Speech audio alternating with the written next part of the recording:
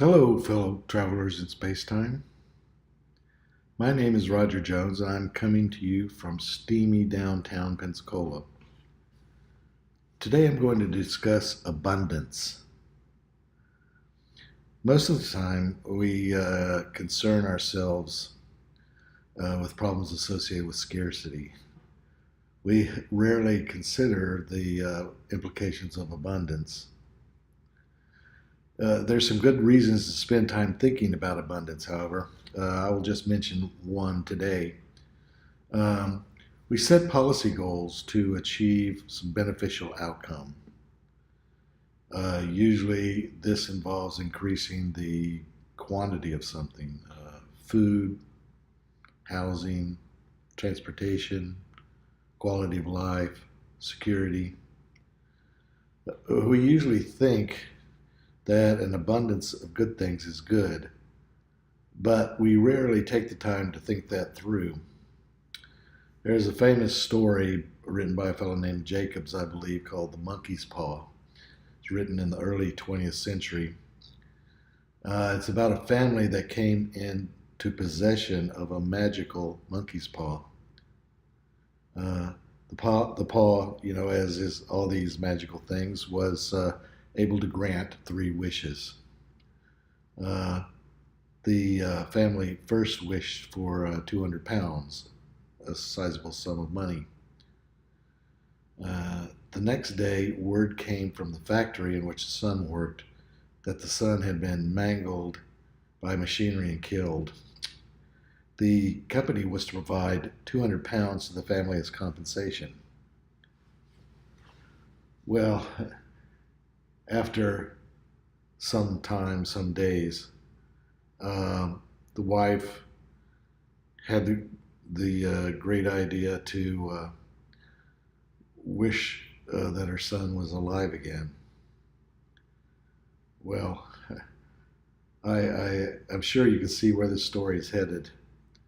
Um, the point is that failure to consider your goals carefully can lead to unintended consequences.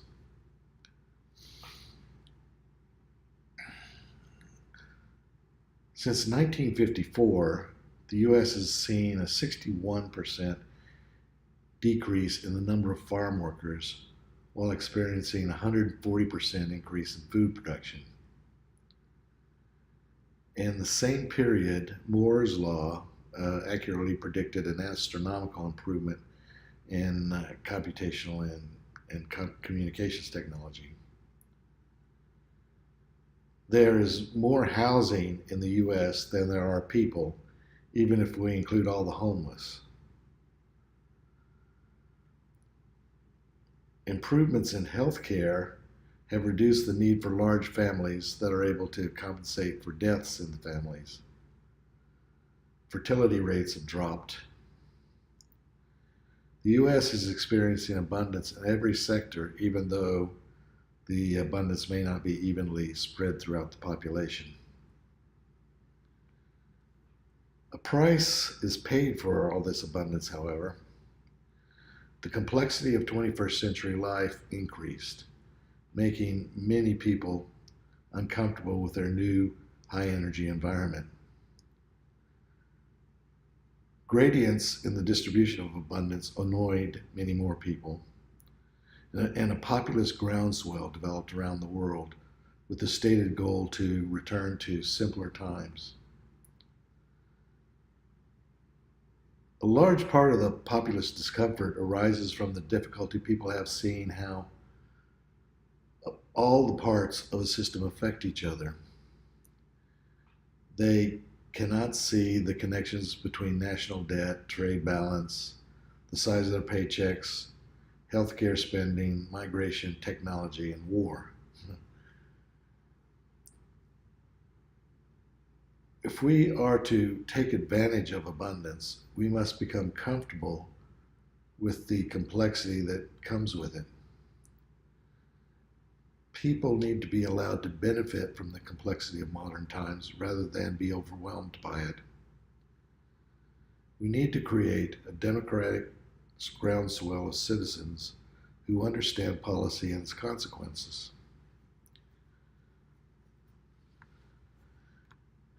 Well, this video is actually the introduction to a crowdsourcing video game, that attempts to capture the best thinking of the crowd and experts on the implications of policy decisions.